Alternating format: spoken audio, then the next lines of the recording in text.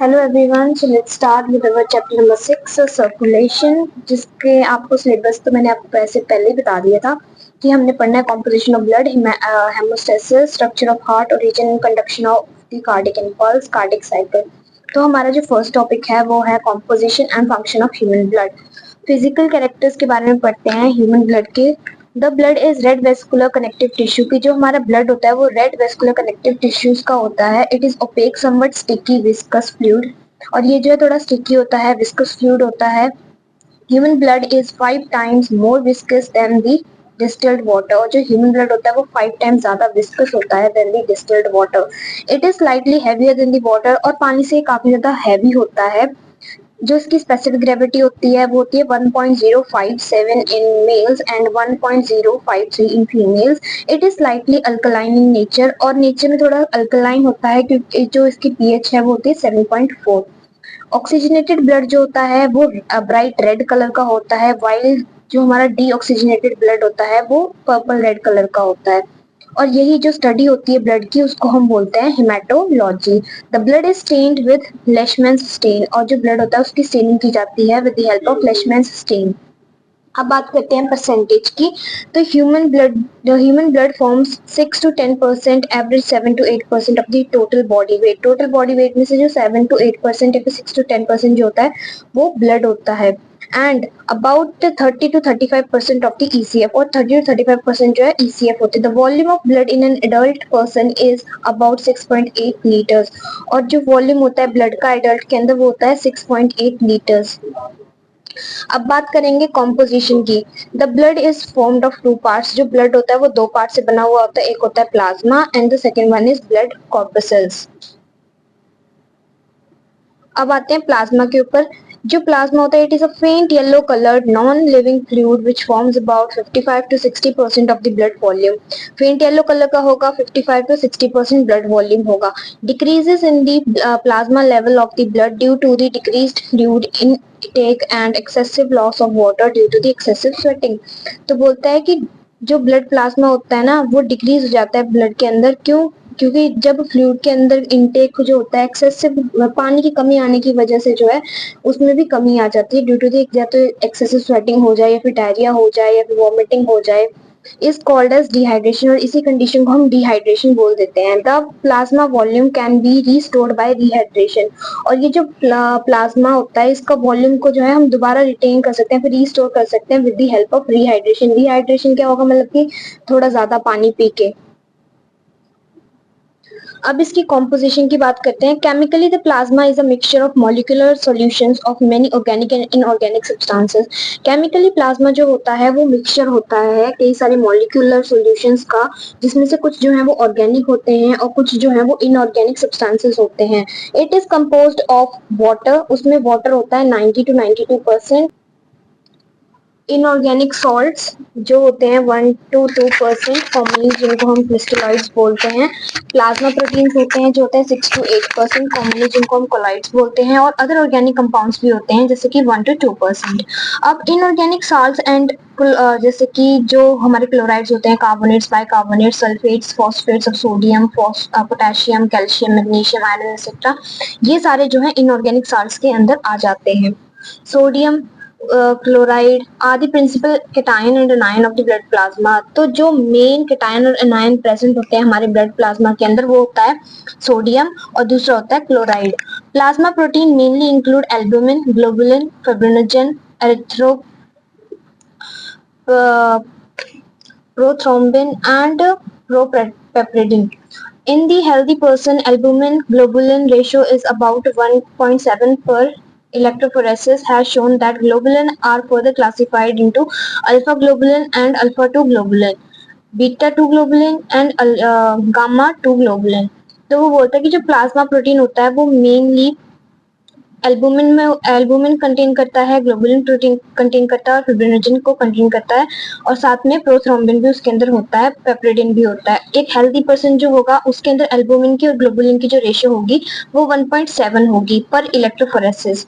अब जो ये ग्लोबुलिन है वो फर्दर डिवाइडेड होता है अल्फा ग्लोबुलिन के अंदर और अल्फा 2 ग्लोबुलिन के अंदर। जो बीटा ग्लोबुलिन होगा वो ट्रांसफेरिन होता है, और जो अल्फा गामा ग्लोबुलिन होगा जैसे कि आईजीए, ये वैसे एंटीबॉडीज होती हैं, आईजीए, आईजीजी, आईजीएम, ये सब भी प्रेजेंट होते हैं। और trace amount of protein can be measured by ELISA, और थोड़े थोड़े प्रोटीन्स जो हैं उनको भी हम मेजर कर सकते हैं with the help of ELISA. अब एलिजा क्या होता है? Enzyme linked immuno absorbent acid technique, एक टेक्निक होती है जिसके थ्रू हम प्रोटीन्स को ट्रेस कर सकते हैं। अदर ऑर्गेनिक कंपाउंड्स इंक्लूड, और जो बाकी के ऑर्गेनिक कंपाउंड्स हैं वो कहाँ से आएंगे? उनके अंदर क्या क्या होगा? फूड मटेरियल्स जो होते हैं जैसे कि glucose, amino acid, fatty acid, triglyceride, as chylomicrons, vitamin etcetera. और जो वेस्ट होता है जैसे कि urea, uric acid 3 to 5 mg पर ml, क्रिएटिनिन, और एंजाइम्स हो गए, हार्मोन्स हो गए, एंटीबॉडीज हो गए, गैसेस हो गई जैसे O2, CO2 एक्सेट्रा। अब जो ग्लूकोज होता है वो मेन न्यूट्रिटिव मटेरियल होता है carried by the blood, while urea is the main nitrogenous waste in the blood. अब यहाँ पे दो डिफरेंसेस आ गए। पहला कि ग्लूकोज जो है वो न्यूट्रिटिव मटेरियल होता है जो हमारा ब्लड कैरी करता है, वाइल जो यूरिया होता है वो नाइट्रोजनस वेस्ट होता है ब्लड के अंदर। नॉर्मल ब्लड शुगर लेवल जो होती है वो होती है 60 to 100 mg पर 100 ml ऑफ ब्लड। और एक एडल्ट की, ये एक एडल्ट की बताई इन्होंने। और अगर नॉर्मल यूरिया लेवल बताएं तो वो होता है 17 to 30 mg पर 100 ml of blood. If blood sugar level exceed 180 mg per 100 mg of blood, then it causes disease called diabetes mellitus। तो हमें ये बात तो पता है कि अगर हमारे ब्लड के अंदर शुगर का लेवल हाई हो जाता है तो हमें कौन सी प्रॉब्लम हो जाती है? Diabetes mellitus. और अगर यूरिया जो होता है वो हमारे ब्लड में ज्यादा अमाउंट में प्रेजेंट होता है तो उसको हम बोल देते हैं यूरेमिया। अब है कि फंक्शंस ऑफ प्लाज्मा। प्लाज्मा के क्या क्या फंक्शंस है? Blood is called the river of life. Blood को हम क्या बोल देते हैं? River of life, as it circulates in the body, क्योंकि पूरी बॉडी में जो है फ्लो करता है। The plasma is the main component of that river and helps in the following functions. और यही जो प्लाज्मा होता है ये सबसे ज्यादा मेन कंपोनेंट होता है हमारे ब्लड का जो हमारी पूरी बॉडी में ट्रेवल। पहला फंक्शन होता है इसका transportation. Plasma transport simple food components like glucose, amino acids, fatty acid, vitamin. जो प्लाज्मा होता है हमारा वो क्या करता है? फूड कंपोनेंट्स को ट्रांसपोर्ट करने का काम करते हैं, जैसे कि हम ग्लूकोज इनटेक करते हैं, फिर अमाइनो एसिड इनटेक करते हैं, फैटी एसिड्स लेते हैं, विटामिन लेते हैं, तो उनका ट्रांसपोर्ट करने में वो हेल्प करता है। अब कहाँ से कहाँ ट्रांसपोर्ट करेगा? From the intestine to the liver of to the liver, from intestine and liver to the other body parts. Intestine और लिवर से अदर बॉडी पार्ट्स में 1 to 3% ratio of O2 from the lungs to the body tissues for oxidation of the blood।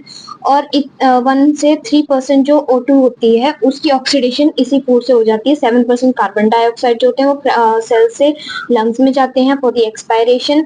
Metabolic waste जो होते हैं इसके urea, uric acid, ये body tissue से kidney में जाते हैं फॉर द एक्सक्रीशन। हार्मोन्स जो होते हैं वो एंडोक्राइन ग्लैंड्स से अपने टारगेट ऑर्गन्स पर जाते हैं। लैक्टिक एसिड जो होता है वो मसल्स से लिवर में जाएगा to change into partially into the glycogen, ताकि वहां से जो है लैक्टिक एसिड कन्वर्ट हो सके ग्लाइकोजन में।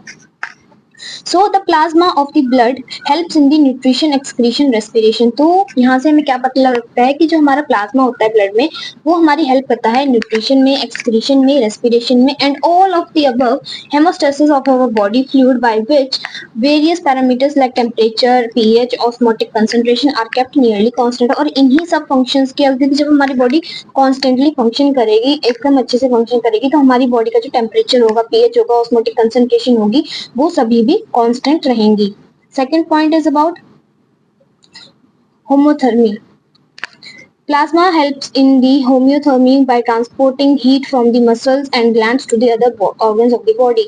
तो ये जो प्लाज्मा होता है ये हमारी बॉडी का टेम्परेचर मेंटेन करने में काम करता है। वो कैसे करेगा कि जो हमारी बॉडी की हीट होगी उसको मसल्स और ग्लैंड्स से ट्रांसफर कर देगी अदर बॉडी प्लांट्स में, अदर बॉडी पार्ट्स के अंदर। It is so as the blood has higher specific heat and higher conductivity। और ऐसा क्यों होता है? क्योंकि हमारा जो ब्लड होता है उसकी हाइयर स्पेसिफिक हीट होती है और हाइयर स्पेसिफिक कंडक्टिविटी होती है। अब है पीएच कंसिस्टेंसी। तो हमारी पीएच जो है वो भी मेंटेन रहती है प्लाज्मा की वजह से। Certain minerals of plasma and proteins act as acid buffer, acid base buffer. हमारी बॉडी में कुछ ऐसे जो है मिनरल्स होते हैं प्लाज्मा के अंदर और प्रोटीन्स होते हैं जो एसिड बेस बफर की तरह काम करते हैं, और उसकी वजह से हमारी बॉडी की जो पीएच है वो कांस्टेंट रहती है। ब्लड की जो पीएच है वो कांस्टेंट रहती है। It is must as the enzymes of our body operate within a narrow range of pH. और हमारी जो बॉडी होती है उसकी एक नैरो रेंज ऑफ पीएच रहती है। Plasma proteins have about 1/6 of the total buffering capacity of the blood. जो हमारे प्लाज्मा प्रोटीन होते हैं उनकी कम से कम 1/6 जो है टोटल बफरिंग कैपेसिटी होती है of the blood. The plasma protein can donate H positive to the alkalis and accept H positive from the acids। जो प्लाज्मा प्रोटीन होते हैं वो H positive देते हैं to alkalis and accept H positive from the acid, और H positive को जो है वो acid से accept कर लेते हैं। Fourth point is blood clotting. Prothrombin और फिब्रिनोजेन जो होते हैं ब्लड, ये जो है ब्लड प्रोटीन्स हेल्प करते हैं ब्लड क्लॉटिंग में at the time of injury. अब बात करते हैं fifth point, immunity. Alpha globulin proteins जो होता है वो एक इम्यूनोग्लोबिन की तरह काम करता है, एंटीबॉडी की तरह, which provide resistance against a number of diseases. जो एक नंबर ऑफ डिजीजेस के मतलब कि उनको रोकने के लिए हमारी हेल्प करता है, मतलब हमारी इम्यूनिटी को बढ़ाने का काम करता है। Sixth is osmotic tension. Albumin of the blood plasma can hold 1 gram of albumin and can bind 20 milliliter of water, so are responsible for the osmotic tension of the blood। अब blood plasma जो होता है वो पानी को रोक के रखता है, मतलब पानी को बाइंड करके रखता है, होल्ड करके रखता है, जिसकी वजह से हमारी जो बॉडी होती है उसका ऑस्मोटिक टेंशन जो है वो भी मेंटेन रखती है। This albumin also helps in the transportation of bilirubin, bilirubinates and sulfamides। तो ये जो है albumin ये और हेल्प करती है ताकि ट्रांसपोर्टेशन हो सके बिलिरुबिन की, ये बार्बिट्रेट्स की और सल्फामाइड्स की। एक्ट एज अ मिडलमैन, ये जो है एक मिडलमैन की तरह भी काम करता है। The plasma forms the tissue fluids which keep the tissue moist and act as a middleman for the exchange of minerals between the blood and the body cells। अभी प्लाज्मा जो होता है ये फ्लूइड टिश्यूज बनाता है जो हमारी body में जो है मॉइस्ट प्रोवाइड करने का काम करता है, और एक मिडल मैन की तरह काम करता है for the exchange of material between the blood and the blood cells. Next is transportation of lipids. Globulin combine with water insoluble lipids like triglyceride, phospholipids and free fatty acids to form water soluble lipoproteins। तो globulin जो होता है वो water insoluble lipids के साथ combine करेगा, जैसे triglycerides होते हैं, हमारे फोस्फोलिपिड्स होते हैं, फ्री फैटी एसिड्स होते हैं, to form water insoluble lipoprotein. Globulin combine करेगा वाटर इंसोल्यूबल लिपिड्स के साथ, क्या बनाएगा? Water soluble lipoproteins। These globulins bind and transport thyroxine and vitamin B12, while beta globulin transport insulin, vitamin A, D, K and lipids। तो वो बोलता है कि जो हमारे ये ग्लोबुलिन्स होते हैं वो बाइंड करते हैं और ट्रांसपोर्ट करते हैं थायरोक्सिन को, विटामिन B2 को, और वाइल जो हमारा बीटा ग्लोबुलिन होता है वो ट्रांसपोर्ट करता है इंसुलिन को, विटामिन्स, और जैसे कौन से विटामिन हो गए ए, डी, के और lipids. Transportation of minerals. Transferring globules जो होते हैं वो कैरी करते हैं आयरन, वाइल सेरुलोप्लाज्मिन जो होता है वो ग्लोबुलिन को कैरी करता है जो होता है copper. Growth of fetus. Fetuin globulin protein promotes cell proliferation and growth of the fetus। अब ये जो ग्लोबुलिन प्रोटीन है ये सेल प्रोलिफरेशन में और फीटस की ग्रोथ में हेल्प करता है। अब है एरिथ्रोपोइसिन। एरिथ्रोपोइसिन क्या होता है? आरबीसी फॉर्मेशन को हम एरिथ्रोपोइसिस बोलते हैं। RBC formation is stimulated by the glycoproteins. जो आरबीसी की हमारे होती है फॉर्मेशन होती है वो एक ग्लाइकोप्रोटीन्स की हेल्प से होती है with the globulin hormone called the erythropoietin hormone, जिसको हम बोलते हैं erythropoietin. 12th is properdin protein. Properdin protein जो होता है प्लाज्मा का वो डिस्ट्रॉय कर देता है सर्टेन बैक्टीरिया को, न्यूट्रलाइज कर देता है काफी सारे वायरसेस को। Now let's come to an overview of this topic that we have read, जिसमें हमने पढ़ा body fluid and circulation. Body fluid कितने टाइप के होंगे? 2 टाइप के, एक होगा ब्लड, एक होगा लिम्फ। सर्कुलेशन हमारी बॉडी में कैसे होती है? क्लोज्ड सर्कुलेटरी सिस्टम होता है। अब सर्कुलेटरी सिस्टम के अंदर क्या क्या आता है? ब्लड, ब्लड वेसल्स और हार्ट। हार्ट जो है हमारा पंपिंग ऑर्गन होता है। अब जो ब्लड होता है वो अभी मैंने आपको बताया फाइबरलेस होता है, फ्लूइड कनेक्टिव टिश्यू से बना हुआ होता है। इसका ओरिजिन जो है वो मेसोडर्मल है। It consist of 5 to 5.5 litre of blood. Blood जो है वो दो चीजों से बना हुआ होता है, एक होता है प्लाज्मा, एक होता है फॉर्म्ड एलिमेंट्स। ठीक है, जो हमारा प्लाज्मा होता है वो होता है fluid part of the blood जिसे 45% कंटेन करता है, और फॉर्म्ड एलिमेंट्स जो होते हैं वो होते हैं 45%। अब फॉर्म्ड एलिमेंट्स आगे जाके ब्लड कॉर्पसेल्स में और ब्लड प्लेटलेट्स के अंदर डिवाइडेड होते हैं। ब्लड कॉर्पसेल्स आगे जाके डिवाइडेड होते हैं आरबीसी जिनको हम एरिथ्रोसाइट भी बोलते हैं, डब्ल्यूबीसी जिनको हम ल्यूकोसाइट्स भी बोल देते हैं। ठीक है, और जो प्लेटलेट्स होती हैं these are just the fragments of cells, ये सेल्स की ही फ्रेगमेंट्स होती हैं।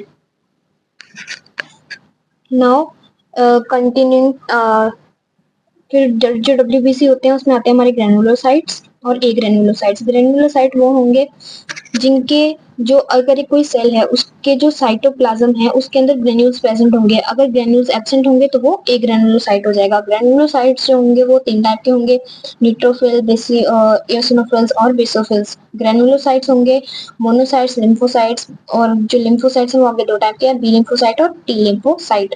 अब बात करते हैं प्लाज्मा की, तो प्लाज्मा जो होता है वो स्लाइटली अल्कलाइन नेचर का होता है, नॉन लिविंग होगा, इंटरसेलुलर सब्सटेंसेस से बना हुआ होगा। अब इसके कंपोनेंट्स की बात करें तो वाटर होता है 90 to 92%, ब्लड प्लाज्मा प्रोटीन होगा 6 to 8%, मिनरल्स होंगे, अदर सब्सटेंसेस होंगे जैसे कि hormones, organic ions, enzymes, gases, metabolic waste and vitamins and anticoagulants. जो ब्लड प्लाज्मा होगा या फिर ब्लड प्रोटीन्स जो 6 to 8% होंगे, उनके अंदर होंगे एल्बुमिन, ग्लोबुलिन और फिब्रिनोजेन। जो एल्बुमिन होता है वो रिस्पॉन्सिबल होता है for maintaining the osmotic pressure of the blood. ये मेंटेन करता है बीसीओडी, मतलब कि बीसीओपी, ब्लड कोलॉइडल ऑस्मोटिक प्रेशर। ये मेंटेन करता है ब्लड का volume. Most abundant plasma protein होता है। उसके बाद आते हैं ग्लोबुलिन जो होते हैं अल्फा, बीटा एंड गामा। जो गामा वाला होता है वो सबसे ज्यादा इंपॉर्टेंट होता है क्योंकि वो रिलेटेड होता है हमारे इम्यून सिस्टम से। एंटीबॉडीज विच फाइट, एंटीबॉडीज जो फाइट करती है हमारी बॉडी में। ठीक है, उसके बाद आता है fibrinogen, this type of clotting protein. ये जो है ब्लड क्लॉटिंग में हेल्प करता है फिब्रिनोजन जो होता है। अब यहाँ पे मैं आपको एक बात बताती हूँ, जिस किसी के भी पीछे जेन लगा होता है ना वो होते हैं इनएक्टिव फॉर्म होती है, फिर वो जो है आगे जाके ये क्या करेगा, एक्टिव होने के बाद फिब्रिन बना देगा। अब मैं आपको बताती हूँ 2 तरीके की चीज होती है, एक होता है ब्लड और एक होता है serum. If we remove fibrinogen from the plasma it is called as serum. ठीक है, अगर हम फिब्रिनोजन को निकाल दें प्लाज्मा के अंदर से तो वो बन जाता है सीरम, प्लाज्मा क्लॉटिंग प्रोटीन। ठीक है, अब ये देखो, ये हमारे पास एक ट्यूब है जिसमें नीचे हमारे आरबीसीज हैं, बीच में येलो येलो कलर का हमारी बफी कोट है जिसमें डब्ल्यूबीसी इकट्ठे हो गए हैं, ऊपर जो है वो हमारा है प्लाज्मा। अगर मैं क्या करूं, इसमें से हम फिब्रिनोजन को निकाल दें। ठीक है, ब्लड प्लाज्मा है, ब्लड प्लाज्मा में से अगर मैं फिब्रिनोजन को निकाल दूंगी तो क्या होगा, यहाँ पे ऊपर सीरम इकट्ठी हो जाएगी। ठीक है, और नीचे हमारा बच जाएगा क्लॉट। ठीक है, ये जो है आपकी टेस्ट ट्यूब, इसमें अनक्लॉटेड ब्लड है जिसमें होल इनएक्टिव फिब्रिनोजन प्रेजेंट है, और इसमें क्या है, क्लॉटेड होल ब्लड। उसने पूरे के पूरे ब्लड को क्लॉट कर दिया। क्यों क्लॉट कर दिया, क्योंकि यहाँ पे फिब्रिनोजन से जो है हमने फिब्रिन बना दिया जिसकी वजह से ब्लड क्लॉटिंग हो गई। अब उसने बोलता है कि क्या कैन सीरम क्लॉट फर्दर, क्या आगे सीरम क्लॉट हो सकती है। It can not because it does not have fibrinogen, it settle down. अब क्योंकि उसके अंदर से हमने फिब्रिनोजन तो निकाल लिया, इस वजह से वो नीचे जाके उसकी क्लॉटिंग हो गई, वो नीचे जाके जमा हो जाता है। Next comes to part B, blood corpuscles. The blood corpuscles are the cells which float freely in the plasma. Blood corpuscles वो cells होते हैं जो freely plasma के अंदर float करते हैं। These form 40 to 45% of the blood plasma. ये blood plasma के 40 to 45% जो है हिस्सा contain करते हैं। The percentage of blood cells, अब ये जो blood cells की percentage होती है इसको हम बोलते हैं hematocrit value और packed cell volume. The normal hematocrit in man is 40 to 45%, और ये जो normal hematocrit है man के अंदर वो होती है 40 to 45%, while 36% in women, जबकि 36% women के अंदर होती है। But it may fall as low as 10% and may rise as high as 80%. But ये धीरे धीरे करके कम भी हो सकती है 10% और बढ़ भी सकती है एज 80% इन डिजीज कंडीशन। जब डिजीज हो सकती है तो उस कंडीशन में 80% बढ़ भी सकती है। It is estimated by an instrument called as Winthrop tube। अभी इसको हम कैसे एस्टिमेट लगाएंगे? Winthrop ट्यूब की हेल्प से। टाइप ऑफ ब्लड सेल्स कितने टाइप के होते हैं? 3 टाइप्स के ब्लड कॉर्पसेल्स प्रेजेंट होते हैं हमारी बॉडी में। पहला है एरिथ्रोसाइट्स। एरिथ्रोसाइट्स नाम से पता लग रहा है, erythro means red, cyto means cells, so red blood corpuscles RBCs। इनकी शेप के बारे में बात की जाए, in all vertebrates except the mammals the erythrocytes are oval, biconvex and nucleated. जितने भी आपके मैमल्स होते हैं, सॉरी वर्टिब्रेट्स हैं एक्सेप्ट मैमल्स, सभी की जो शेप होती है एरिथ्रोसाइट्स की वो ओवल होती है, बाइकन्वेक्स होती है और न्यूक्लिएटेड होते हैं। In mammals except the camel and lemma with oval shape and nucleated RBC, the mature erythrocytes are circular, biconcave and non-nucleated। अब इन दो एनिमल्स के अलावा जो हमारे मेच्योर एरिथ्रोसाइट्स होते हैं उन सबकी शेप कैसी होती है? Circular, biconcave and non-nucleated। Biconcave shape increases the surface area to volume ratio and O2 can easily diffuse into the RBC। अब biconcave shape जो है वो क्यों होती है इनकी?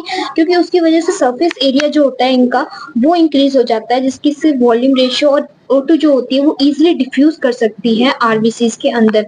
While the absence of nucleus increases the haemoglobin content. और अब इसके अंदर न्यूक्लियस की कमी है तो उससे क्या होगा? हेमोग्लोबिन का कंटेंट जो है वो ज्यादा हो जाएगा and also increases the motility of the cells, जिसकी वजह से सेल की मोटिलिटी, हिलने की जो क्षमता है वो ज्यादा बढ़ जाएगी। In spherocytosis RBCs loses its biconcavity. Spherocytosis में क्या होगा कि आरबीसीज जो है अपनी बाइकनकेविटी जो है वो लूज कर देते हैं, मतलब कि अपना जो ये सरफेस एरिया इंक्रीज करने की जो उसके पास एक प्रॉपर्टी है वो उसको लूज कर देता है। RBCs are spherical in mouse deer while these are irregular in lamprey. RBC spherical होते हैं माउस डियर में और इरेगुलर होते हैं लैम्प प्रे के अंदर। अभी आपको डिफरेंट शेप्स बताई हैं कि ऐसे फिशेस में होते हैं, ऐसे एम्फीबियंस में होते हैं, ऐसे हमारे जो बर्ड्स हैं उसमें होते हैं और ये मैमल्स में ऐसे दिखाई देते हैं एरिथ्रोसाइट्स। अब इनके साइज की बात की जाती है। A human RBC is about 5 to 7 nanometre in diameter. जो हमारे आरबीसी होते हैं, ह्यूमन आरबीसी होते हैं, वो 7.5 नैनोमीटर डायोमीटर के होते हैं। It is 2 nanometre in thickness near the rim and 1 nanometer and less at the center। और रिम पे जो है इसकी थिकनेस जो है वो 2 नैनोमीटर की होती है और सेंटर में काफी कम होती है। In the vertebrate series the size range of erythrocyte is from 75 nanometer largest in Amphiuma salamander to 2.5 nanometer smallest in Pterygus mouse deer। Mouse dear में सबसे ज्यादा छोटा साइज होता है और सैलमेंडर के अंदर सबसे ज्यादा बड़ा साइज होता है। Among the mammals largest size RBCs are found in elephants. और इन सभी में से सबसे लार्जेस्ट मैमल्स में से, सभी मैमल्स में से सबसे लार्जेस्ट आरबीसी जो पाया जाता है वो होता है एलिफेंट के अंदर। Volume of human RBC is about 90 to 95 nanocube, while its surface area is about 13.5 nanosquare। Normal sized RBCs are called नॉर्मोसाइट्स। जो नॉर्मल साइज के होंगे, नॉर्मल साइज से आपने याद रखना है ना, उनको हम बोलते हैं नॉर्मोसाइट्स। while pathological conditions the RBC may be macrocytes larger than the normal size and microcytes smaller than the normal size। नाम से ही पता लग रहा है, मैक्रो मतलब कि लार्जर, माइक्रो मतलब कि स्मॉलर। अब आते हैं इनके नंबर पे। The number of erythrocytes differ in different animals. हर एनिमल में डिफरेंट होंगे as well as with the psychological state of an individual. The RBCs are much more in number. RBCs इसके नंबर में ज्यादा होते हैं than the WBC and the total of RBCs पर microlitre is called RBC count. और total number of RBC जितने present होते हैं उनको हम बोलते हैं RBC count. Normal RBC count is slightly lower. जो नॉर्मल आरबीसी काउंट होता है वो काफी कम होता है वुमेन्स के अंदर देन द मेन, मतलब कि मेंस के अंदर ज्यादा होगा RBC as compare to women. Normal RBC count in an adult male is 5 to 5.5 million per cubic milliliter of blood, while it is 4.5 to 5 million per cubic milliliter of blood in a normal adult woman। अब adult mail के अंदर कितना होगा? 5 to 5.5 million पर cubic metres और women के अंदर होगा 4.5 to 5.0। उसके बाद total number of RBC in an adult human male is about 30 trillion. एक टोटल नंबर ऑफ आरबीसी जो एक अडल्ट ह्यूमन के अंदर होंगे वो होंगे 30 trillion. And RBC count is higher in the newly born infects. और आरबीसी का जो काउंट होता है वो न्यूली बॉर्न जो छोटे छोटे बच्चे होते हैं, इन्फेंट्स होते हैं, उनके अंदर काफी ज्यादा होता है। The instrument used to determine the RBC count is called as haemocytometer. और जो आरबीसी को डिटरमाइन करने का काम आता है, उस आरबीसी काउंट को डिटरमाइन करने का काम आता है, उसको हम बोलते हैं हिमेटोसाइटोमीटर।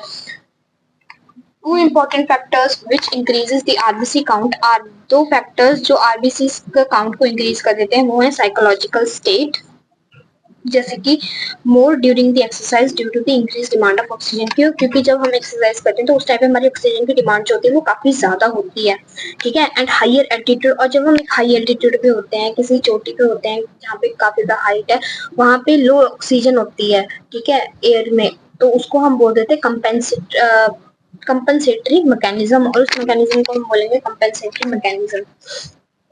RBC count decreases due to the haemorrhage. RBC count अगर किसी को हेमरेज होता है उसकी वजह से वो कम हो जाता है, haemolysis etcetera, and is called as anaemia, और उसको अनीमिया भी बोल देते हैं। Anaemia may be due to the blood loss. Anaemia blood loss की वजह से भी हो सकता है। Anti excessive menstrual bleeding, peptide ulcer, cancer pills, haemorrhage etcetera. Haemorrhage की वजह से, कैंसर पिल्स की वजह से, पेप्टिक अल्सर की वजह से, मेंस्ट्रुअल ब्लीडिंग की वजह से जो है ब्लड लॉस हो जाता है, ज्यादा ब्लड लॉस हो जाता है, उसकी वजह से भी अनीमिया हो जाता है। और iron deficiency especially in the pregnant females or due to excessive hemolysis due to the parasitic infection like malaria, insect bite, sickle cell anemia etc। और ये किस वजह से भी हो सकता है कि ज्यादा हेमोलिसिस हो जाए, या फिर जो प्रेग्नेंट वुमेन्स होती है उनके अंदर आयरन की डेफिशिएंसी हो जाए, या फिर कोई पैरासिटिक इन्फेक्शन हो जाए जैसे मलेरिया, स्नेक बाइट हो जाए, तो इनकी वजह से भी हो जाता है। और megaloblastic anaemia due to the deficiency of vitamin B12 और फॉलिक एसिड। मेगालोब्लास्टिक एनीमिया जो होता है वो किस वजह से होता है? डेफिशिएंसी ऑफ B12 या फिर फॉलिक एसिड की डेफिशिएंसी की वजह से हो जाता है। ए प्लास्टिक एनीमिया होगा severe depression of the erythropoiesis in the red bone marrow. Red bone marrow में जब डिप्रेशन हो जाएगा एरिथ्रोपोइसिस का, उसकी वजह से भी हो जाती है। Anaemia lead to hypoxia. Anaemia की वजह से जो है वो हाइपोक्सिया भी हो सकता है। Oxygen deficiency in the body tissues. RBC count increases much more than the normal level in the polysthemia. उसके बाद polysthemia may be the secondary polysthemia due to some diseases like emphysema or changed physiological sites like higher altitude sickness, or primary polysthemia or polysthemia vera due to the cancerous proliferation of the stem cells। इन सभी कारणों की वजह से भी RBC count कम हो सकता है। Next is about the colour. RBC का कलर कैसा होता है? येलो कलर के होते हैं, seen singly, but these appear red in bulk due to the presence of colloidal solution of an iron containing pigment called as hemoglobin। वैसे ये yellow colour के होते हैं, लेकिन जब इनके अंदर आयरन कंटेनिंग पिगमेंट जो हेमोग्लोबिन होता है वो प्रेजेंट होता है, तो ये हमें रेड कलर के दिखाई देते हैं। The slow moving RBCs tend to adhere with one another to form rows called as rolex। जब धीरे धीरे स्लो मूविंग आरबीसीज एक दूसरे के साथ इकट्ठे हो जाते हैं तो वो एक रो फॉर्म कर देते हैं, जिसको हम बोलते हैं रोलेक्स। अब आते हैं इनके स्ट्रक्चर के। A human RBC is bounded by an elastic and semi-permeable plasma membrane which enables it to squeeze through narrow capillaries। RBC जो होती हैं वो काफी ज्यादा इलास्टिक और सेमी परमिएबल प्लाज्मा मेम्ब्रेन होता है उसके पास, जिसकी वजह से वो नैरो कैपिलरीज में ये जो है जा सकती हैं। Outer surface of its cell membrane has glycophorin. इसके आउटर सरफेस के पास जो है वो ग्लाइकोपोरिन प्रेजेंट होता है। Protein containing the blood groups antigens, जिसके पास ब्लड ग्रुप एंटीजेंस होते हैं। while its inner surface has contractile spectrin, जबकि इसका जो अंदर वाला सरफेस होता है उसके अंदर होगा spectrin protein due to which it is biconcave, जिसकी वजह से ये बाइकनकेव होता है। स्पेक्ट्रिन प्रोटीन की वजह से इसकी शेप कैसी होती है? Biconcave. The mature mammalian RBC is also characterised by the absence of nucleus, mitochondria ribosomes, centrioles, and endoplasmic reticulum. So there is low consumption of oxygen by itself and is primarily concerned with the transport of oxygen from the respiratory organs to the body tissues. और वो बोलता है कि जो mature RBC होगा उसके अंदर क्या क्या गुण होंगे कि वो उसके अंदर न्यूक्लियस नहीं होगा, माइटोकॉन्ड्रिया नहीं होगा, उसके अंदर सेंट्रियोल्स नहीं होंगे, राइबोसोम्स नहीं होंगे, एंडोप्लाज्मिक रेटिकुलम नहीं होगा, जिसकी वजह से ऑक्सीजन की कंजप्शन जो है वो कम होगी और वो प्राइमरी उसका काम क्या होगा कि वो ट्रांसपोर्ट करेगा ऑक्सीजन को from the respiratory organs to the body tissues. Haemoglobin जो होता है अभी हमने पढ़ा कि ये आयरन कंटेनिंग पिगमेंट होता है। अब हम हीमोग्लोबिन के बारे में पढ़ेंगे थोड़ा सा कि जो हीमोग्लोबिन जो होता है वो पर्पल कलर का होता है। आयरन कंटेनिंग रेस्पिरेटरी पिगमेंट होता है साइटोप्लाज्म ऑफ आरबीसी का। हीमोग्लोबिन जो है वो एक कंजुगेटेड प्रोटीन होता है and is formed of a four Hemoglobin is a purple-colored or iron-containing respiratory pigment of the cytoplasm of RBC. Hemoglobin purple color का होगा, iron-containing respiratory pigment होता है cytoplasm का of RBC. Hemoglobin is a conjugated protein. ये conjugated protein होता है। इसका जो structure था वो बताया था कैंड्रियो और पेरुट्स ने एंड इज फाउंड ऑफ 4 हेमोग्रुप्स। इसके पास 4 हेमोग्रुप्स प्रेजेंट होते हैं और एक प्रोटीन होता है इसको हम बोलते हैं globin. Each hemogroup contain an iron containing porphyrin ring और हर हेमोग्रुप के पास एक पोर्फायरिन रिंग होती है फॉर्म्ड ऑफ 4 पायरोल रिंग्स जिनके अंदर 4 पायरोल रिंग्स होती हैं। Globin is formed of 4 polypeptide chains. Globin जो होता है वो 4 पॉलीपेप्टाइड चेन का बना होता है, 2 अल्फा 2 बीटा। हर अल्फा चेन के पास जो है वो 141 अमाइनो एसिड्स प्रेजेंट होते हैं जबकि हर बीटा चेन के पास 146 अमाइनो एसिड प्रेजेंट होते हैं। एक आरबीसी जो होता है उसके पास 280 मिलियन हीमोग्लोबिन मॉलिक्यूल्स प्रेजेंट होते हैं। तो एक आरबीसी को जो है एक लिविंग बैग की तरह माना जाता है जिसके अंदर हीमोग्लोबिन प्रेजेंट होता है और 95% जो वेट होता है आरबीसी का वो हीमोग्लोबिन की वजह से ही होता है। अब जो हीमोग्लोबिन का अमाउंट होता है पर 100 ml ऑफ द ब्लड उसको हम बोलते हैं हीमोग्लोबिन काउंट और इसको मेजर किया जाता है with the help of haemometer. Haemoglobin content जो होता है एक एडल्ट फीमेल का वो रेंज होती है उसकी 12 plus minus 2 grams percentage, while males के अंदर इतना होता है, इतनी परसेंटेज होती है। हेमोग्लोबिन काउंट जो है वो हाइयर होता है फीटस के अंदर, जो फीटस होता है उसके अंदर इसका हाई काउंट जो है वो ज्यादा होगा एंड इज अबाउट 23 ग्राम्स पर 100 ml of the blood at the birth और बर्थ के टाइम पे 23 ग्राम्स होता है। अब बात करते हैं लाइफ स्पैन की। Due to the absence of nucleus RBCs are short lived.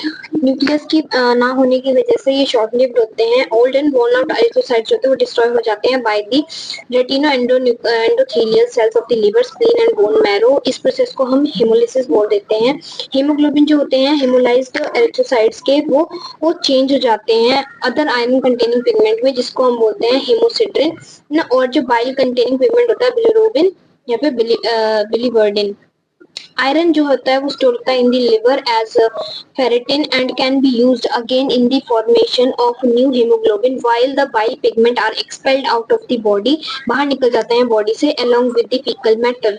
Faecal matter के साथ जो है ये बॉडी से बाहर निकल जाते हैं। हर आरबीसी के पास जो है 50,000 सर्किट्स होते हैं in the body before haemolysis. RBCs जो होते हैं वो हेमोलाइज्ड होते हैं at the rate of 2.5 million पर सेकेंड, मतलब ठीक है, and about 1% of the total RBCs. But ये और से ये जो है सेम रेट पर भी पाए जाते हैं to maintain their number in the blood, ताकि ये ब्लड के अंदर अपना नंबर जो है मेंटेन करके रख सकें। एवरेज लाइफ स्पैन जो होता है ह्यूमन आरबीसी का वो 115 to 120 डेज होता है और 50 to 70 डेज होगा रैबिट के अंदर और 100 डेज होगा फ्रॉग के अंदर। फॉर्मेशन की बात की जाए तो ये बनते हैं, अब इसकी फॉर्मेशन का जो प्रोसेस होता है उसको हम बोल देते हैं एरिथ्रोपोइसिस। वाइल जिस ऑर्गन्स में ये बनते हैं उनको हम बोल देते हैं एरिथ्रोपोइटिक ऑर्गन्स।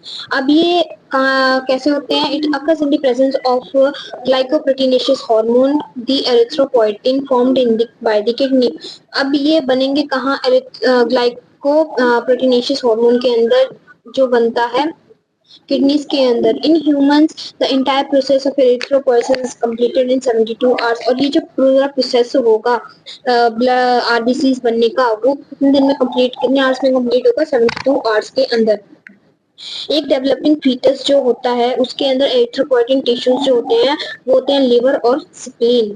आप while after the birth, birth के बाद जो फीटस होता है ना उसके अंदर एरिथ्रोपोइटिक टिश्यूज कहाँ होंगे, लिवर और स्प्लीन के अंदर। आरबीसी जो है वो मेनली प्रोड्यूस होते हैं in the red bone marrow of the long bones of the children and are long red bone marrow of the skull, ribs, sternum and vertebrae of the adult in the adult।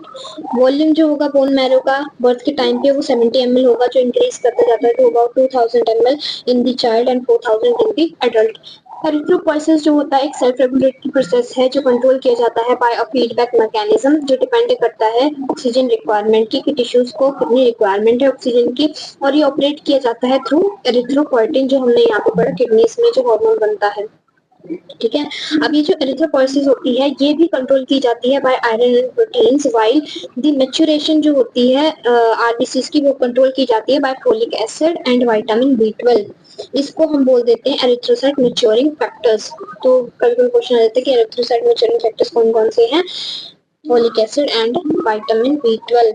Therefore ये जो deficiency है इन किसी भी एक substance की, चाहे वो ये हो फोलिक एसिड या B12 हो, उसकी वजह से हमें एनीमिया हो सकता है। और जो डेफिशिएंसी होती है B12 की उसकी वजह से हमें पर्नीशियस मेगालोब्लास्टिक एनीमिया भी हो सकता है। अगर ज्यादा एरिथ्रोसाइट स्टोर हो जाएंगे स्प्लीन के अंदर तो वो ब्लड बैंक की तरह काम करते हैं बॉडी में, और स्प्लीन जो है वो भी एक ग्रेवयार्ड की तरह काम करता है। तो ये नीचे जो है आपको दिया हुआ है feedback control of erythropoiesis, hemorrhage और high altitude decreases the number of erythrocytes in the blood, की हायर एल्टीट्यूड की वजह से ब्लड लेवल जो है नंबर ऑफ एरिथ्रोसाइट्स जो है वो कम हो जाएंगे, ऑक्सीजन की सप्लाई कम हो जाएगी टिश्यूज में, फिर जो सिक्रीशन होगी एरिथ्रोपोइटिन की किडनी के अंदर स्टिमुलेट हो जाएगी, उसकी वजह से क्या होगा एरिथ्रोपोइटिन जो है वो एरिथ्रोपोइसिस को स्टिमुलेट कर देगा, एरिथ्रोसाइट्स जो हैं वो रिलीज हो जाएंगे इनटू द ब्लड सर्कुलेशन, जिसकी वजह से ऑक्सीजन की सप्लाई जो है वो बॉडी के अंदर इंक्रीज हो जाएगी। Let's discuss about the functions of haemoglobin. Haemoglobin जो है उसके पास हाई एफिनिटी होती है ऑक्सीजन की, 97 to 99% उसके पास ऑक्सीजन होती है जो लंग से बॉडी टिश्यूज में जाती है, act as oxy haemoglobin. Second point is जो हीमोग्लोबिन होता है वो ट्रांसफर करता है 23% of the carbon dioxide as carbamino haemoglobin from the tissues to the lungs. ये एक बफर की तरह भी काम करता है और एक इसकी जो है कांस्टेंट पीएच मेंटेन करने में हेल्प करता है। Next is leukocytes. ल्यूको से साफ पता लग रहा है, leuco means white and cyto mean cells. इनको हम बोलते हैं white blood corpuscles, WBCs। Shape की बात की जाए ये राउंडेड होते हैं, अमीबॉइड होते हैं, न्यूक्लिएटेड होते हैं, नॉन पिगमेंटेड सेल्स होते हैं। These are wandering cells and are capable of coming out of the blood capillaries by the amoeboid movement. और इनकी ये कैपेबिलिटी होती है कि ये ब्लड कैपिलरीज में से बाहर आ सकते हैं with the help of amoeboid movements, और इस प्रॉपर्टी को हम बोलते हैं डायपीडेसिस। साइज की बात की जाए तो इनके जो साइज रेंज है वो है 8 to 15 नैनोमीटर और may be up to 20 nanometre. Number की बात की जाए तो ये लेस देन होते हैं RBCs. Total number of leucocytes जो होते हैं उसको हम बोलते हैं टोटल ल्यूकोसाइट काउंट। इसका डायग्नोस्टिक फीचर भी होता है ऑफ मैनी डिजीजेस। और इसमें मेनली बताया कि this rise in the WBC count is called as leucocytosis while the fall in the WBC count is called as leucopenia. जब WBC का काउंट बढ़ जाता है तो उसको ल्यूकोसाइटोसिस बोल देंगे। जब का WBC का काउंट जो है वो कम हो जाएगा 4000 से तो उसको हम ल्यूकोपीनिया बोल देंगे। Example in folic acid deficiency, AIDS, viral infection, tuberculosis, इन सभी में ये सारी चीजें देखी जाती हैं। अब जो ल्यूकेमिया होता है वो एक पैथोलॉजिकल इंक्रीज होता है in the number and denotes one type of neoplastic disease. एक तरीका का ये न्यूप्लास्टिक डिजीज होता है, इसको ब्लड कैंसर भी बोल देते हैं। और ये कहाँ होता है, in the lymph nodes, bone marrow, Peyer's patches, thymus, spleen, etc. and is called as leukopoiesis. While the worn out leukocytes are phagocytized in the blood, etc. and is called as leukopoiesis. Poiesis मैंने आपको पहले भी बताया था, poiesis जो हम की कम की बात हो रही है कि वहां से उसका जो काउंट है वो कम हो जाएगा। While the bone of leukocytes are phagocytes in the blood, liver and lymph nodes, relative percentage of leukocyte of blood is called as differential leukocyte count। और ये जो परसेंटेज होती है ल्यूकोसाइट्स की ब्लड के अंदर उसको हम बोल देते हैं differential leucocyte count. Cytoplasmic granules के बेसिस के ऊपर ल्यूकोसाइट्स को दो पार्ट्स में डिवाइड किया हुआ है, ग्रेन्युलोसाइट और एग्रेन्युलोसाइट। ग्रेन्युलोसाइट्स वो होते हैं जिनके साइटोप्लाज्म में ग्रेन्यूल्स प्रेजेंट होते हैं, लोब्ड न्यूक्लियस होता है, इसलिए उनको हम पॉलीमॉर्फोन्यूक्लियर ल्यूकोसाइट्स भी बोल देते हैं। ये प्रोड्यूस होते हैं in the red bone marrow from the precursor cells, जिसको हम माइलोब्लास्ट भी बोल देते हैं। 65% ऑफ द टोटल ल्यूकोसाइट का बनाते हैं ये। अब जब इंक्रीज हो जाता है in the number of granulocyte तो इसको हम बोल देते हैं ग्रेन्युलोसाइटोसिस। जब डिक्रीज हो जाता है इसके नंबर में तो इसको हम बोल देते हैं ग्रेन्युलोसाइटोपेनिया। These are three subtypes on the basis of their shape of their nuclei and the staining reactions of the granules with Ravenowski stains। अब ये जो है आगे जाके तीन सबटाइप्स में डिवाइडेड होते हैं उनकी शेप के बेसिस के ऊपर, और इनकी जो स्टेनिंग का रिएक्शन है वो देखा जाता है with the help of Ravenowski stain. अभी ये किस किस में डिवाइडेड है? पहला है न्यूट्रोफिल। न्यूट्रोफिल को जो है हम हेट्रोफिल भी बोल देते हैं। 62% जो है इनका टोटल वो होता है कॉम्प्राइज होता है, and total number of white blood cells to the most abundant subtype, सबसे ज्यादा अबंडेंट यही होते हैं। इनका साइज जो होता है वो 10 to 12 नैनोमीटर के उस पर डिवाइड 10 to 12 नैनोमीटर होता है, और एवरेज काउंट जो होता है इनका वो 4900 पर क्यूबिक mm ऑफ ब्लड होता है। साइटोप्लाज्म जो होता है वो फाइन ग्रेन्यूल से बना हुआ होता है which stains with both acidic and basic dyes. दोनों एसिडिक और बेसिक डाइज पे जो है ये वायलेट कलर देता है, जिससे हमें पता लग जाता है कि इसके अंदर काफी अच्छे ग्रेन्यूल्स प्रेजेंट हैं। क्योंकि कुछ जो साइटोप्लाज्मिक ग्रेन्यूल्स होते हैं वो एसिडोफिलिक होते हैं और कुछ जो है वो बेसोफिल होते हैं। These granules are actually lysosomes and Golgi bodies. और ये जो ग्रेन्यूल्स होते हैं वो ज्यादातर क्या होते हैं, या तो लाइसोसोम्स होंगे या फिर गोल्गी बॉडीज होंगे। Their cell membrane has certain receptors on the cells. कुछ के पास क्या होता है, ये सेल मेम्ब्रेन जो होती हैं इनके पास रिसेप्टर्स होते हैं इनके सरफेस के ऊपर, which can bind to the prostaglandin और इम्यूनोग्लोबिन IgG। अब इनमें से कुछ जो होते हैं वो रिसेप्टर्स वो सरफेस पे जाके बाइंड हो जाते हैं। रिसेप्टर्स होते हैं इनके सरफेस के ऊपर जो जाके बाइंड कर जाएंगे प्रोस्टाग्लैंडिन या फिर इम्यूनोग्लोबिन के साथ। न्यूक्लियस जो है वो 3 to 5 लोब्ड होता है, लाइफ स्पेन 10 to 12 आवर्स का होता है। ची फैगोसिटिक सेल्स होते हैं, ये इंगल्फ कर देते हैं माइक्रोब्स को बाय फैगोसाइटोसिस, और इनको जो है हम सोल्जर्स ऑफ द बॉडी भी बोलते हैं। ये डिस्ट्रॉय कर देते हैं इनवैलिडिंग माइक्रोब्स को with the help of inflammatory response, जो इन्वॉल्व करता है ये सारे स्टेप्स, चाहे वो वेसोडाइलेशन हो, मार्जिनेशन हो ई माइग्रेशन हो, केमोटैक्सिस हो, फेगोसाइटोसिस हो, डाइजेशन हो, न्यूट्रोफिल फंक्शन हो, जिसको हम एज अ शॉक ट्यूब भी वो इनका काम जो है शॉक ट्यूब्स की तरह भी होता है। ये अट्रैक्ट होते हैं टू एन इन्फेक्टेड एरिया, जिस केमोटैक्सिस की हेल्प से यहाँ पे जो भी हमने पढ़ा, ये केमोटैक्सिस की हेल्प से जो है ये जहाँ पे भी इन्फेक्शन होगा वहां पे जाके ये अट्रैक्ट हो जाते हैं। अगर इन्फेक्शन मैसिव हो जाए, फिर माइक्रोब्स काफी ज्यादा वायरुलेंट होते हैं, तो ये जो न्यूट्रोफिल्स होते हैं वो मर जाते हैं, एंड देन इनको हम बोल देते हैं पस। और localised accumulation of pus is called an absence. और जब ये पस जो है एक्युमुलेट हो जाती है तो इसको हम एब्सेंस बोल देते हैं। न्यूट्रोफिल्स जो होते हैं वो हेल्प करते हैं सेक्स डिफरेंशिएशन में, क्योंकि जो न्यूट्रोफिल्स होते हैं फीमेल के वो एक ड्रमस्टिक को शो करते हैं, फिर बार बॉडीज को शो करते हैं जो अटैच हो जाती है न्यूक्लियर लोब के साथ, और ये रिप्रेजेंट करते हैं इनएक्टिव एक्स क्रोमोसोम्स को, जिसको हम सेक्स क्रोमेटिन भी बोल देते हैं। नेक्स्ट जो होते हैं वो होते हैं हमारे बेसोफिल्स। बेसोफिल्स को हम साइनोफिल्स भी बोल देते हैं। 0.5 to 2% जो है ये होते हैं। टोटल ल्यूकोसाइट काउंट होता है इनका एटलीस्ट सबसे कम होते हैं नंबर में, साइज में वेरी करते हैं 10 to 8 नैनोमीटर। और ये जो साइटोप्लाज्मिक ग्रेन्यूल्स होते हैं वो कोर्स होते हैं, और ये बेसिक स्टेन्स के साथ जो है जाते हैं, जैसे कि मिथाइलिन ब्लू, इसीलिए जब इनकी स्टेनिंग करते हैं तो ये ब्लू कलर के दिखाई देते हैं। पार्शियली ग्रेन्यूल्स पार्शियली कवर्ड होते हैं by the nucleus and contain basophilic material, जिसको हिस्टामाइन, हेपरिन और एसिड हाइड्रोलेज, ये सब चीजें इसमें होती हैं। द न्यूक्लियस जो होता है वो 2 से 3 लोब्ड का होता है, एस शेप्ड होगा, इनका लाइफ स्पेन 8 to 12 आवर्स का होगा। बेसोफिल्स जो है हेपरिन सिक्रीट करते हैं, हिस्टामाइन सिक्रीट करते हैं, इस वजह से इनका एक इंपॉर्टेंट रोल होता है इन दी लोकल एंटीकोएगुलेशन, मतलब कि खून जमा होने में इनका काफी रोल होता है, and the formation of ground substances. But the basophils are non phagocytic, पर जो बेसोफिल्स होते हैं वो नॉन फेगोसिटिक होते हैं। अब यहाँ पे आपको डायग्राम बता दी गई है, ये न्यूट्रोफिल्स की है जिनमें साइटोप्लाज्म है और ये जो है इसका न्यूक्लियस है, और ये बेसोफिल्स हैं जहाँ पे इसके कोर्स ग्रेन्यूल्स प्रेजेंट हैं, और ये बीच में न्यूक्लियस प्रेजेंट है। अब आते हैं एसिडोफिल्स के ऊपर। ये 2 to 4% होते हैं और लार्जर साइज के होते हैं देन द न्यूट्रोफिल्स, और इनकी साइज जल्दी होती है 10 to 15 नैनोमीटर। साइटोप्लाज्मिक ग्रैन्यूल्स कोर्स होते हैं and take acidic stains like eosin, इसलिए इनको एसिडोफिल्स भी बोल देते हैं। ऑरेंज कलर के अपीयर होते हैं। It is rich in arginine and histidine, और न्यूक्लियस जो होता है इनका बाइलोब्ड होता है। 2 lobes of nucleus are interconnected by a narrow isthmus। अभी आप देख सकते हैं नैरो isthmus के साथ ये कनेक्टेड होते हैं। यहाँ पे लाइफ स्पैन इनका 14 आवर्स का होता है। इंक्रीज कर जाते हैं जब एलर्जिक डिजीज हो जाती है, जैसे कि कोई अस्थमा हो गया है या फिर फीवर है, तो उसकी वजह से ये जो है इनका नंबर इंक्रीज हो जाता है।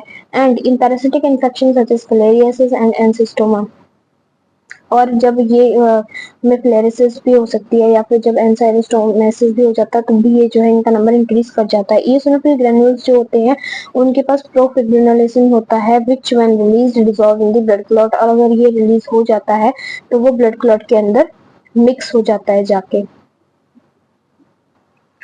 अब आते हैं एग्रेनुलोसाइट्स के ऊपर। ये एग्रेनुलर व्हाइट ब्लड सेल्स होते हैं जिनके अंदर नॉन लोकेटेड लोबुलेटेड न्यूक्लियाई होता है। 35% ऑफ द टोटल न्यूक्लियोसाइट इनका काउंट होता है, और ये दो पार्ट्स में आगे डिवाइडेड होते हैं। एक होता है मोनोसाइट्स और दूसरा होता है लिम्फोसाइट्स। मोनोसाइट्स जो होते हैं वो लार्ज साइज के ल्यूकोसाइट्स होते हैं जो रेंज करते हैं फ्रॉम 12 to 15 नैनोमीटर इनका डायमीटर होता है, अप टू 20 पर आगे भी एक्सटेंड हो सकता है अप टू 20 नैनोमीटर। इसका ये एवरेज इनका जो होता है वो 5.3% होता है of the total leucocyte. In number of monocytes होते हैं वो वेरी करते हैं फ्रॉम 100 to 400 पर cubic mm of the blood. Nucleus इनका ओवल होगा, किडनी शेप होगा या फिर हॉर्सशू शेप भी हो सकता है, और यूजुअली एक्सेंट्रिक होता है। ये यूजुअली बनते हैं in the bone marrow, lymph nodes and the spleen of from the precursor cells called the monoblast. जो मोनोसाइट्स होते हैं वो शॉर्ट ट्रांजिट टाइम के लिए होते हैं 10 to 20 hours in the blood. These are highly motile and phagocytic in action. Highly motile होते हैं, फेगोसिटिक होते हैं एक्शन में, एंड बैक्टीरिया को एनगल्फ कर जाते हैं। मोनोसाइट्स बिलोंग करते हैं to the second line of defence, और ये डिफरेंशिएट हो जाते हैं इनटू मैक्रोफेजेस और scavenger cells which remove the damage and dead cells to clean the body, और ये पूरी बॉडी का सफाया कर देते हैं। मोनोसाइट्स जो होते हैं वो प्रमोट करते हैं cell mediated and humoral immunity, क्योंकि ये जो है मोनोकाइन्स प्रोड्यूस करते हैं जो एक एंटीजन की तरह काम करते हैं to T as well as the B lymphocytes. Monocytes जो होंगे वो कंट्रोल करते हैं proliferation of neutrophil by secreting the stimulative substance जैसे कि colony stimulating factor, prostaglandin and leptin, lactoferrin, acid lactoferrin। उसके बाद है लिम्फोसाइट्स। ये जो हैं 30% होते हैं टोटल ल्यूकोसाइट काउंटिंग का। ये इनका नंबर वेरी करता है 1500 to 2700 पर cubic mm of the blood. Large size के होते हैं और राउंडेड होते हैं। साइटोप्लाज्म के पास एक जो होता है वो एक थिन पेरिफेरल लेयर बना लेता है। इनका लाइफ स्पैन जो एक्सटेंड कर जाता है मंथ से कुछ ईयर्स के लिए डिपेंडिंग अपॉन द साइज। दो टाइप के होते हैं ये, small and large lymphocytes. Large वाले जो होते हैं वो 10% इनकी पॉपुलेशन होती है, स्मॉल वालों की 7 माइक्रोमीटर जो इनका डायमीटर होता है। लार्ज लिम्फोसाइट्स का 3 टाइम्स ग्रेटर होते हैं देन द स्मॉलर लिम्फोसाइट्स। ये बनते हैं थाइमस में और लिम्फोइड टिश्यूज में, जैसे कि लिम्फ नोड्स हो गई और स्प्लीन हो गया, टॉन्सिल्स हो गए, ठीक है, और फॉर्म द प्रिकर्सर सेल्स जिनको हम लिम्फोब्लास्ट बोल देते हैं। While originate in the bone marrow, जबकि ओरिजिनेट होते हैं बोन मैरो से। ये नॉन मोटाइल होते हैं, नॉन फेगोसिटिक सेल्स होते हैं। प्राइमरी फंक्शन जो होता है इनका एंटीबॉडी प्रोड्यूस करना होता है एंड ऑप्सिन प्रोड्यूस करना होता है, और ये इंपॉर्टेंट रोल प्ले करते हैं in the immune system of the body. T lymphocytes जो है वो सेल मेडिएटेड इम्यूनिटी प्रोवाइड करते हैं as after stimulation by specific antigen they produce a clone of T cells which can be divided into 3 type on the basis of their psychology। भी आगे के 3 different types में divide हो जाते हैं। पहले है किलर टी सेल्स, उसके बाद है helper T cells, suppressor T cells. Killer T cells क्या करेंगे, माइक्रोब्स को किल कर देते हैं। हेल्पर टी सेल्स क्या करेंगे, बी सेल्स को एंटीबॉडी प्रोड्यूस करने में हेल्प करते हैं, और जो हमारे सप्रेसर होंगे वो सप्रेस कर देते हैं इम्यून सिस्टम को to protect their own body cells from its attack. और जो बी लिम्फोसाइट्स होंगे वो एंटीबॉडीज प्रोड्यूस करते हैं from the humoral immune system. अब ये यहाँ पे आपको डायग्राम बताई हुई है। लिम्फोसाइट्स, ये मोनोसाइट्स, ये ब्लड प्लेटलेट्स हैं और ये थ्रोम्बोसाइट्स हैं प्रोप्टेड। अब आते हैं ब्लड प्लेटलेट्स के ऊपर। ये स्मॉलेस्ट साइज ब्लड कॉर्पस्कल्स होती हैं, इनका डायमीटर 24 नैनोमीटर होता है। ये बनती हैं ममेलियन ब्लड, कलरलेस होती हैं, ओवल शेप होंगी। डिस्कॉइडल साइटोप्लाज्मिक फ्रेगमेंट होती हैं जो बनाती हैं जाइंट्स, बनती हैं फ्रॉम द जाइंट सेल्स, जिनको हम मेगाकैरोसाइट्स बोल देते हैं, of the bone marrow. 30,000 platelets जो है वो बनती हैं हर दिन from each microlitre of the blood. ये नॉन न्यूक्लिएटेड होती हैं। इनका जो मास होता है बेसोफिल सेल्स का at the centre so giving the appearance for nucleus, जो न्यूक्लियस वैसे होता नहीं बट अपीयरेंस न्यूक्लियस की जैसी देखते हैं। प्लेटलेट ग्रेन्यूल्स 3 टाइप के होते हैं, अल्फा ग्रेन्यूल्स और डेंस ग्रेन्यूल्स और ग्लाइकोजन ग्रेन्यूल्स। इनका जो नंबर है वो वेरी करता है 2.5 से 3.5 इंटू 10⁵ पर क्यूबिक एमएल। और इनको जो है मार्क्ड इनका decrease in the number of blood platelets, तो उसको हम बोल देते हैं थ्रोम्बोसाइटोपेनिया। अगर ब्लड प्लेटलेट काउंट जो है इससे नीचे चला जाता है 40,000 से नीचे, तो हेमोरेजिक कंडीशंस हो जाती हैं और डेवलप हो जाती हैं, और इसको जो है हम क्रिटिकल काउंट ऑफ प्लेटलेट भी बोल देते हैं।